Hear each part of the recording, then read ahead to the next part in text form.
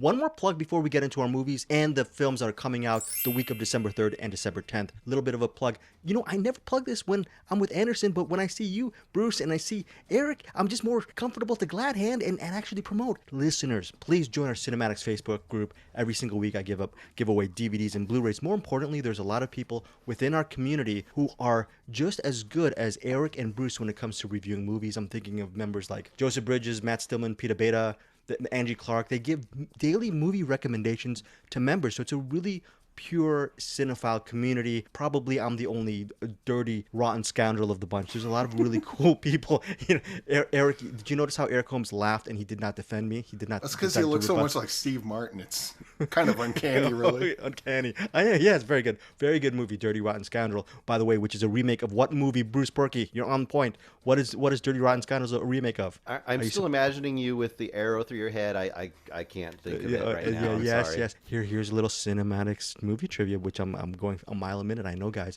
because I'm finding your film, I'm a little bit slower. But Dirty Rotten Scoundrels is a remake of the David Niven and Marlon Brando film Bedtime Story, a movie that I have not yet seen. Brando fan, you guys? Favorite Brando movie? Eric Holmes first. You go. You don't know. I'm gonna answer for you. Island of Dr. Moreau. The Island of Dr. Moreau. How dare you? I was thinking you're gonna say Apocalypse Now. Bruce, your turn. Best movie would be Apocalypse Now. Best performance with an ice bucket on his head is The Island of Dr. Moreau. Island of Dr. Moreau. I'm not wrong. And since I'm a 50-year-old single Asian male, my favorite is Last Tango in Paris. That's why I'll never have a girlfriend, because I watch these really weird movies. Have you ever seen Last Tango in Paris, Eric Holmes? No, I haven't. I heard it was kind of on my list, and then I heard stories about a bar of soap, and I was like, maybe I don't need to see that one. Yeah, it is it's a problematic movie, very intense movie about cinema, about a relationship between Marlon Brando and the late Maria, I believe, Schneider. It's very interesting. Have you ever seen Last Tango in Paris, Bruce, just right off the top? I have, and I can reassure Eric that he can look at soap again, but butter might be in danger. Oh, right, butter might be in danger. Oh, that's right. It was stick of butter. That's right. Stick of butter. This is very topical, salacious information. It's a lipid of some sort. It is very, yes. Last Tango in Paris, I don't know, maybe when it was released, I'm thinking maybe it was rated X. It's very salacious, it's lusty, it's dysfunctional, it's a lot of things that a lot of cinephiles might look at something like Last Tango in Paris and say, ick, I don't want to be a part of this movie. Bruce, where am I transitioning with that from? I'm going to guess maybe to Nuns? I don't know. To Nuns, and not in it's yes, Nuns. What do you think? Do you like Nuns, Eric Holmes? I mean, not Do you like them in general? Yeah, I thought you were going to go with Diary of a Wimpy Kid, but yeah, Nuns are tight, especially in a certain movie we're about to talk about. Nuns are tight. I don't know. Yes, that did that make our family rating for CinemAddicts? It did. Very good, Eric Holmes. You just got under that umbrella. The reason why I'm talking about salacious, maybe bawdy, rowdy, campy, it's not because of just Last Tango in Paris, but because of this movie directed by Basic Instinct and Elle and Starship Troopers filmmaker Paul Verhoeven. It's a movie called Benedetta, and it is a true story of a nun. I don't even know 17th century nun named Benedetta in Italy, who believes she has a direct relationship with God, aka Jesus Christ. It's a Catholic film. She's a Catholic nun. Ever since she was a kid, she felt she had visions. Benedetta! Viens à moi! J'arrive, Seigneur. J'arrive. On ne comprend pas toujours les instruments de Dieu. Prenez-moi! Un couvent n'est pas un lieu de charité, cher enfant. Pourquoi tu es là? Dieu te parlera dans beaucoup de langues. Ça m'effraie. Benedetta, viens à moi. Oh, quelle douleur!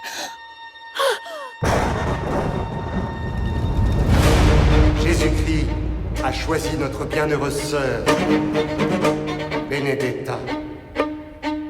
Sancta Benedetta. Benedetta.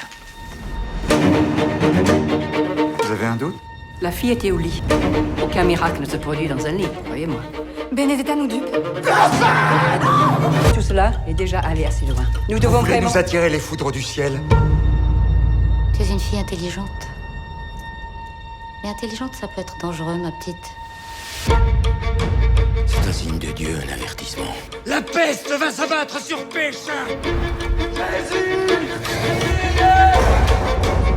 Je sais pas comment Dieu fait arriver les choses. Je sais C'est seulement qu'il accomplit sa volonté à travers moi. N'ayez crainte. La comète est le signe que le Seigneur nous protège. Mais Dieu n'est contraint par aucune loi écrite. La fin est proche. Jouer avec moi, c'est jouer avec le feu.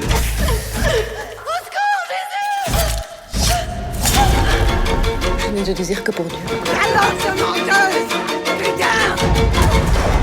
Tu crois toujours, après tout ce dont tu étais témoin?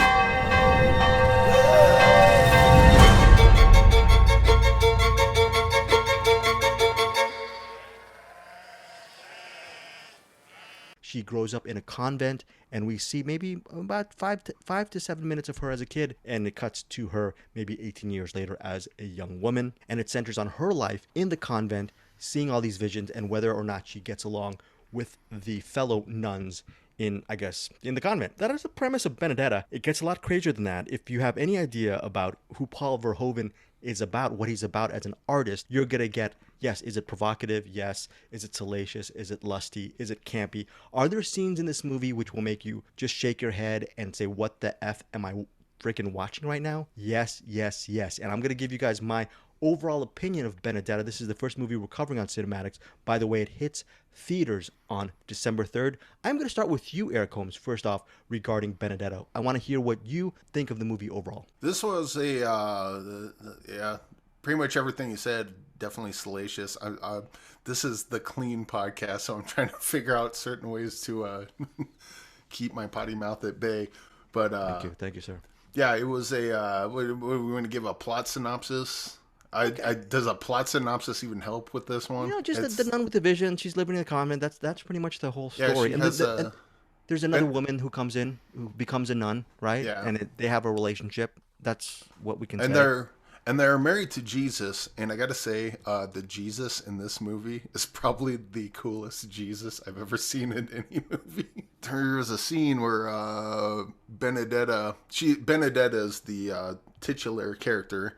And she has visions and often has stigmatas. And I think the nuns are often curious whether her stigmatas are real or self-inflicted. But then we get to see Benedetta about to get attacked by some people. And then Jesus comes in on a horse and a sword and just lays waste to everybody there. I was like, holy crap. This is like... Yeah, this is like a Conan, or like Jesus the Barbarian comes in. This movie's freaking bonkers. But then it gets really thoughtful at certain times. Definitely has some commentary on religion. Certainly commentary on homosexual relationships. This movie's pretty dense. It's definitely salacious. Oddly enough, it's even action-packed in certain spots. And this is not at all the movie I was expecting. And I don't know why I wasn't expecting it, because I knew going in it was a Paul Verhoeven movie. I should have expected RoboCop with nuns in it, but, I don't know why I didn't at first. But yeah, Benedetta is, it's a hell of a movie. It's a hell of a movie. Did you end up really enjoying it? The movie runs 131 minutes. Were you bored, or did it feel like 131? No. Not bored at all. This movie moves at a clip, and if you get weirded out or uncomfortable with really graphic sex scenes, maybe not have the kids in the room when watching this. Or in the house. If you're watching it by yourself, make sure you have the door open and not closed and locked, so it seems like you're hiding it. But yeah, this movie gets quite salacious at times, so be warned. Maybe not watch it with your parents. So you'd recommend the movie? You said it's bonkers. Do you, Eric Holmes, personally recommend? Oh yeah, definitely. In fact, I'm trying to think of any Paul Verhoeven movies I wouldn't recommend. Hollow Man? Hollow Man's all right. That's like probably like lower tier Verhoeven, but still good for a campy horror. It's not as good as Lee Whannell's Invisible Man, but right, not even close. It does its thing, and it's got Kevin Bacon in it, so yes. Double win. I forgot to mention Charlotte Rampling. She plays the the requisite Mother Superior in this. She's the figurehead in Benedetta. She's the boss lady. She's the head nun, and she is very memorable. If you have seen Charlotte Rampling in The Verdict or The Night Porter or 45 Years, all of these really great Charlotte Rampling movies, this is a Charlotte Rampling performance you're not going to forget. I was gonna make a real funny, a horrible dad joke pun about her, but that would spoil a very big part of her in the movie. Bruce, What did you think of the movie? This is very campy. It's out there. Did it jive with you? Yeah, it did. It was once again, I knew going in that I was getting into a Verhoeven movie, and he has this habit of making these kind of crowd-pleasing, semi-campy movies, but then insinuating a lot of interesting elements that don't have to be in that kind of a movie. And he does the same sort of thing here. And like Eric, I found it for an over 2-hour movie, a period piece, medieval movie about nuns and what the plague and the Black Death and all this stuff, to be a very crowd-pleasing movie, as long as you're okay with the salacious elements and some of that. You're getting into a Verhoeven movie. I really liked it. I thought it was really good.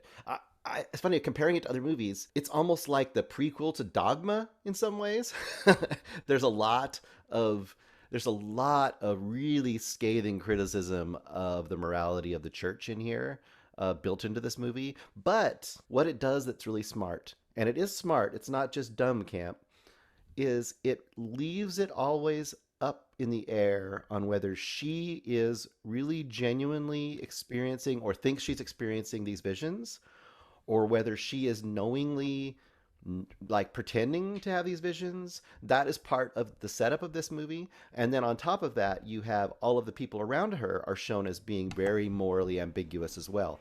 All the religious people have very earthly reasons for the things they do in this movie throughout. So I think in that aspect, it's deeper than it had to be. But overall, it's really fun and entertaining. Also, I wanted to see, did you kind of feel that one scene, I'm not going to say what it is exactly, was a very Vertigo callback? There's a scene where a nun is doing something during a comet. Right, I yes, that a little bit. There's a lot of throwbacks. There's voyeurism involved. Verhoeven pulls out all the tricks with Benedetta. When you see this movie and you just see a woman in a habit, you think it might be some kind of religious faith movie and a treatise on faith or corruption there within faith, within that community. Nope, it is a very action-oriented movie, whether the action be sex or just violence or lurid visions of an afterlife. It is, for 131 minutes, when I saw it was 131 minutes, I was really a little bit pissed off, to be honest. I was a little bit mad, but I thought it was going to be boring. It wasn't. Not 1 second. I actually, Verhoeven could have made a 150-minute movie, and I think the way the pacing works with this film, it would have worked with me. There are 2 other movies we're going to get to that is way shorter than Benedetta and way less entertaining and far more boring. I'm going to give that away for those 2 movies we're going to come up. I don't know if Eric or Bruce are going to agree with me on this, but this was a very grade A entertainment. You know what? You really liked it, Bruce? I love Benedetta. I'm Catholic. Before COVID, I used to go to Mass every week. And I thought this was a great scathing indictment on Catholicism, on faith, and it's also funny. It's very, very funny. If you take this movie as a comedy, it'll work. And Verhoeven is one of the few people with technology and streaming services and everything.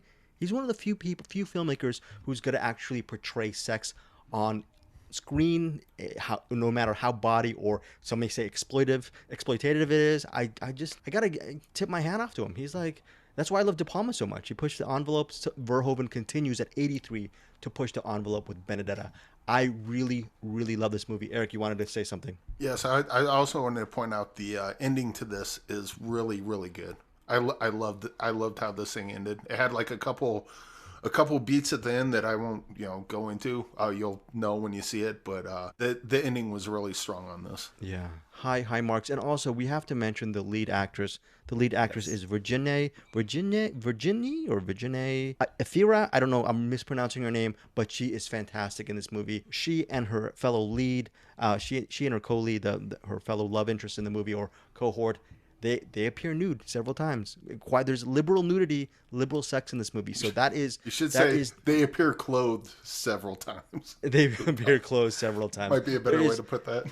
So, right. Eric, to your point, if there's a barrier to entry, it is the nudity, the sex, or the salacious nature of Benedetta. But if you're willing to either overlook that or it's not part of... You're okay with that, dive into Benedetta, and actually you'll find a very entertaining, engaging movie. Like Bruce says, it actually engages with your thoughts. Bruce, you made that really interesting opinion. I was reading about the lead character Benedetta. There's one critic who was complaining that one of the reasons why this movie didn't work for him was Benedetta as a character was completely opaque. But that was the point of the movie, right? That is the point of the movie. Yes, if they had told you for sure what she is doing, one way or the other, it would totally undercut the point of the movie.